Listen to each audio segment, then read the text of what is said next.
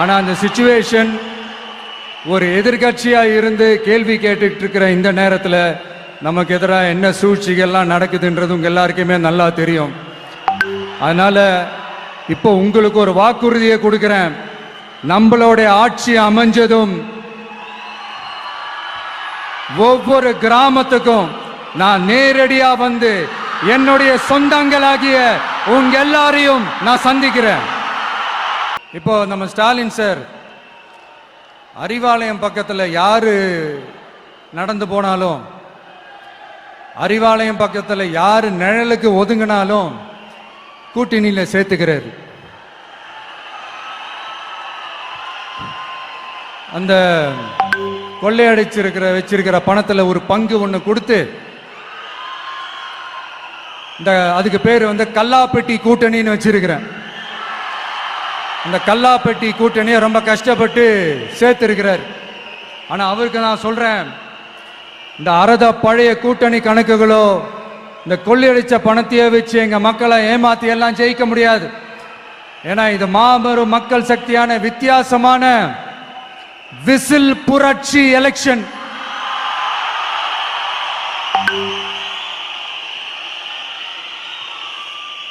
உங்களோட நான் இருக்கேன், நம்மளோட நம்ம மக்கள் இருக்கிறாங்க. இதுக்கு மேல என்ன வேணும்? கான்பிடென்டா இருங்க, நல்லதே நடக்கும், வெற்றி நிச்சயம். மீண்டும் சந்திக்கும் வரை நன்றி, வணக்கம். என் நண்பர்களே, ஒரு சின்ன ரிக்வெஸ்ட். நான் திருப்பி இங்க இருந்து நான் 4 hours சென்னைக்கு போனோம். தயவு செஞ்சு யாரும் என் வண்டிக்கு பின்னாடியோ என் வண்டி சைட்லயோ பைக்கில் வராதிங்க. உங்களை நான் கெஞ்சி கேட்டுக்கிறேன். Thank you.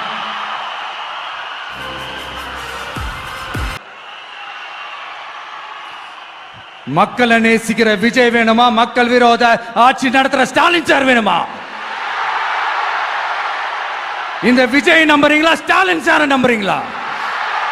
proof. This is the proof.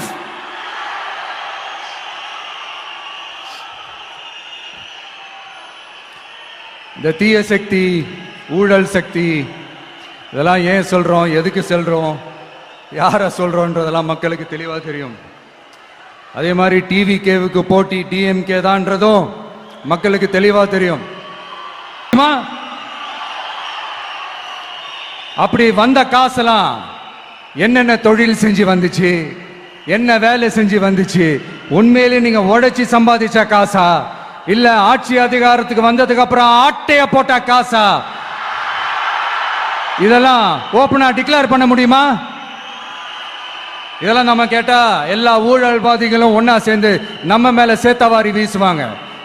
அதை பத்திலாம் நமக்கு கவலை இல்லை. ஏன்னா நாம யாருன்னு மக்களுக்கு நல்லாவே தெரியும். எனக்கு ஒரு புது ஃப்ரெண்ட், புது நண்பர் ஒருத்தர் கிடைச்சிருக்காரு. யார் தெரியுமா? தெரியாதா? முதல்வர் அவர்கள் தான். இப்போ ஒரு நிருபர் ஒருத்தர் கேட்ட கேள்விக்கு, எனக்கு எதிரிகள்லாம் யாரும் இல்லை, அவங்க எல்லாருமே எனக்கு நண்பர்கள் தான் அப்படின்னு சொன்னாங்களே. அப்படி நாங்கெல்லாம் உங்களுக்கு நண்பர்கள்னா அப்புறம் ஏன் சார் கரூர் விஷயத்துல ஏன் மேல பழி தூக்கி போட்டீங்க?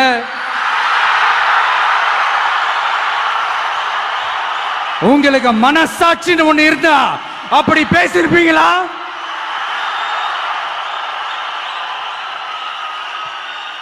அப்படி நாங்களாம் உங்களுக்கு நண்பர்கள்னா அவர் அறியாமலே எப்படி பேசிட்டாரு என்னமோ தெரியல.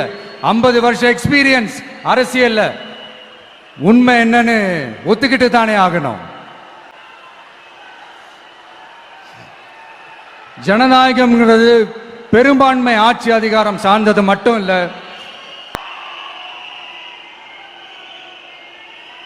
இங்க சில அரசியல் கட்சிகளும் சில அரசியல் தலைவர்களும் ஒரு சில நேரங்களில் அமைதியா இருந்தாலே போதும், ஒரு பிரச்சனையும் வராது.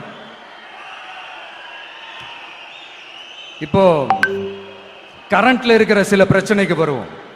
இந்த கரண்ட் பிரச்சனைக்கு வருவோம். மாசம் மாசம் கரண்ட் பில் கட்டுற மாதிரி மாத்துவோம்னு சொன்னீங்களே, செஞ்சீங்களா? நிறைய வீடுகள்ல 100 யூனிட் தான் அந்த கரண்ட் செலவாகுது ஒரு மாசத்துக்கு. மாசம் அடுத்து பஸ் வசதி, நிறைய கிராமங்கள்ல பஸ் வசதி இல்லைன்னு சொன்னா இந்த ஒட்டுமொத்த திமுக அரசும் கத்திக்கிட்டு வந்துருவாங்க. நாங்க பஸ் விடாத கிராமங்களே இல்ல அப்படின்னு சொல்லுவாங்க. அப்படியாவது உண்மை அப்படின்னா முதல்வர் அவர்கள் கிட்ட நம்ம தங்கச்சி ஒருத்தவங்க ஒரு கேள்வி கேட்டாங்களே, எங்க ஊருக்கு ஒரு மினி பஸ் ஆவது விடுங்க சார் அப்படின்னு கேட்டாங்களே, அது எந்த கணக்குல எடுத்துக்கிறது? நிறைய மலை கிராமங்கள்ல பஸ் வசதி இல்ல, நிறைய மலை கிராமங்கள்ல ஹாஸ்பிட்டல் வசதி இல்ல. இது ரெண்டுமே எவ்வளவு முக்கியமான ஒரு விஷயங்கள். பஸ் வசதியும் ஹாஸ்பிட்டல் வசதியும் இல்லாததுனால வீட்டிலேயே பிரசவம் பார்க்கிற அந்த ஆபத்து இருக்குதுன்னு எவ்வளவு நியூஸ் பார்க்கிறோம். இதெல்லாம் எந்த கணக்கில் சேர்த்துக்கிறது? அடுத்து இது எல்லா மீட்டிங்லயும் பேசுறதுதான், பெண்களுக்கு பாதுகாப்பு நம்பர் 1 இருக்குது தமிழ்நாட்டில் அப்படின்னு சொல்றாங்க. அப்புறம் அது என்ன வி சேஃப் மாடலா? பெண்கள் என்ன சொல்றாங்க தெரியுமா? அது வி சேஃப் மாடல் இல்ல, வி ஆர் நாட் சேஃப் மாடல்னு சொல்றாங்க. இப்படி இருக்கிறப்போ தமிழ்நாட்டில் எங்க போனாலும் பெண்களுக்கு பாதுகாப்பு அப்படியே கொட்டி கிடக்குதான். இப்படி சொன்னா எப்படி சார்? கேட்கறவங்க என்ன கேசரி சாப்பிடுறாங்க நினைச்சீங்களா?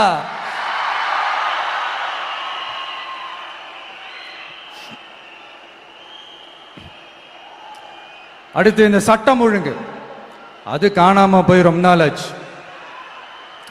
இவன் வேற, இந்த விஜய் வேற, எங்க போனாலும் இந்த மக்கள் கிட்ட இந்த சட்டம் ஒழுங்கை பத்தி பேசி ஞாபகப்படுத்திக்கிட்டே இருக்கான்னு முதல்வர் அவர்கள் அவங்க கூட இருக்கிறவங்க கிட்ட எல்லாம் சங்கடப்பட்டாராம். நாம் என்ன பண்றது? நாம தான் தமிழ்நாட்டோட விசில் ப்ளோயர் ஆச்சே. நாம எப்படி சைலண்டா இருக்க முடியும்? நாமளும் கேள்வியா கேட்கிறோம், ஆனா பதில்லாம் வந்த மாதிரியே தெரியல. இருந்தா தானே வர்றதுக்கு, வச்சுக்கிட்டா வஞ்சனை பண்றாரு. 5 வருஷமா பதிலே சொல்லாம அப்படியே கடந்து வந்துட்டாரு. ஆனா இனிமே அப்பெல்லாம் இருக்க முடியாது, பதில் சொல்லி ஆகணும். மக்களே, இந்த தீய சக்தி, இந்த அட்ராசிட்டிய ஒரு எண்டு கார்டு போடணும் அப்படின்னா அவங்கள சுவிட்ச் ஆஃப் பண்றது தான் ஒரே சொல்யூஷன். அதுக்கான ரிமோட் தான் வரப்போற எலெக்ஷன். அந்த ரிமோட்ல நீங்க அழுத்த வேண்டியது ஒரே ஒரு ஆப்ஷன், அதுதான் நம்ம விசில் சின்னத்தோட பட்டன். இத 4 விஷயத்தை நீங்க செஞ்சாலே போதும். ஒவ்வொரு இவிஎம் மெஷின்லயும் விசில் சின்னத்துக்கு நேரா இருக்கிற அந்த பட்டனை பச்சைக்கு பச்சைக்கு பச்சைக்குன்னு ஒரு அழுத்துங்க. எப்படி? அவ்வளவுதான். நாம காஞ்சிபுரத்தில் பேசும்போது நம்மளுடைய விஷன் என்னன்னு சொன்னோம். இப்ப அதனுடைய கண்டினியூஷனா சில விஷயங்கள் இங்க நான் சொல்லணும்னு ஆசைப்படுறேன். இப்பவும் சொல்றேன், உறுதியா சொல்றேன், சத்தியமா சொல்றேன். பெண்கள், பெண் குழந்தைகள், ஆண் குழந்தைகள் பாதுகாப்பு நம்ம ஆட்சியில நம்பர் 1 இருக்கும். சட்டம் ஒழுங்கு ரொம்ப ரொம்ப ஸ்ட்ரிக்டா இருக்கும். அரசு பள்ளிக்கூடங்களும் கல்லூரிகளும் முதல் தரமா இருக்கும். போட்டி தேர்வுகளுக்குன்னு லட்சங்களை கொட்டி தனி கோச்சிங் சென்டர் போய் படிக்க அவசியமே இருக்காது. ஏன்னா கவர்மெண்ட் ஸ்கூல், காலேஜ் சிலபஸே போட்டி தேர்வுகளை ஈஸியா சந்திக்கிற வகையில் அந்த ஸ்டாண்டர்டுக்கு ஏத்த மாதிரி அமைக்கப்படும். உயர்நிலை பள்ளி பாடத்திட்டங்களிலேயே அடிப்படை அரசியல் சாசன சட்டம் சேர்க்கப்படும். மாநில மற்றும் ஒன்றிய அரசு அலுவலகங்கள், வங்கிகளின் செயல்பாடுகள் மற்றும் அவற்றை அணுகும் முறை குறித்து மாணவர்களுக்கு தெளிவான புரிதலை ஏற்படுத்தும் வகையில் தேர்வுகள் அற்ற செயல்முறை பாடமாக கற்பிக்கப்படும். இந்தியா முழுக்க உள்ள ஒன்றிய அரசு சார்ந்த கல்வி நிலையங்கள் மற்றும் அதன் சேர்க்கை அட்மிஷன் குறித்து புரிதலும் தெளிவும் மாணவர்களுக்கு உருவாக்கப்படும். அனைத்து அரசு பள்ளிகளிலும் பெண் குழந்தைகளுக்கு சுத்தமான, சுகாதாரமான மற்றும் தரமான கதவுகள் பொருத்தப்பட்ட ரெஸ்ட் ரூம்கள் அமைப்பது உறுதி செய்யப்படும். போதைப் பொருட்கள் இல்லாத தமிழகம் உருவாக்கப்படும். மாவட்ட கலெக்டர்கள் மற்றும் எஸ்பிக்களில் சரி பாதி பெண்களாக இருக்கும்படி செய்வோம். மலை கிராமங்களில் அரசு ஆரம்ப சுகாதார நிலையங்கள் பிரசவம் பார்க்கும் வசதியுடன் அமைக்கப்படும். பஸ் போக்குவரத்து இல்லாத கிராமங்கள் மற்றும் மலை கிராமங்களே இல்லை என்ற நிலை உருவாக்கப்படும். ஏற்கனவே அமைப்பு சாரா தொழிலாளர்கள் அமைப்பு இருந்தாலும் ஆட்டோ, டாக்ஸி மற்றும் லாரி டிரைவர்களுக்கென அவர்களின் நலன்களுக்காகவும் குடும்ப நலன்களுக்காகவும் தனியாக நல வாரியம் அமைக்கப்படும். தென் தமிழகம் உட்பட தமிழகத்தின் தேவையான பகுதிகளில் தொழிற்சாலைகள் அமைக்கவும் தொழில் வளம் பெருக்கவும் தனி கவனம் செலுத்தப்படும். விவசாயிகள், மீனவர்கள் மற்றும் நெசவாளர்களின் கருத்துக்களை அறிந்து அவர்களுக்கான திட்டங்கள் காலத்தின் தேவைக்கேற்ப உருவாக்கப்படும்.